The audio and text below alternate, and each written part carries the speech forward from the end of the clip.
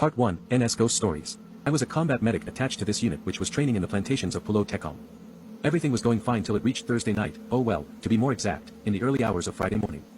Note that in Tekong, it was once said, training was forbidden on Thursday nights due to occurrence of spooky accidents. That morning, the company was divided into several sections, and each section consists of 10 men and 1 officer. Each section was then inserted into different parts of the island to carry out their respective navigation missions. In all, there were about 11-12 sections all over Tekong. When morning came, we began to hear ABT spooky situations encountered by 2 of the sections at around 1-2 am.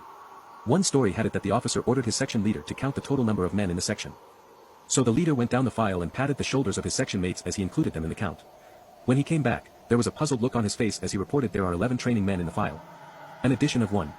Due to the looming darkness and strict light discipline, he couldn't identify the extra guy. The officer thought the whole thing was a joke and knocked the guy down, army lingo for push-up, and then asked him to count again. Counted again and it was still the same.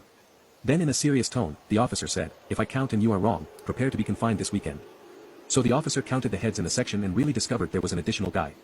He quickly put on his beret and led his troops out. When morning came, he did another count and this time it was finally right. The 2ND story was that this section was crossing a wide canal.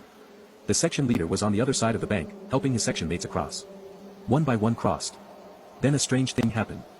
The officer noticed that the leader was still at that position, with an outstretched arm, as if he was still waiting for someone else to cross. But the problem was, all had crossed the canal and there was no one on the other bank already. The officer counted the troops again and discovered all had crossed the canal. There shouldn't be anyone left on the other side. So he questioned the leader. And the leader actually said, "Sir, I am waiting for this guy on the other side.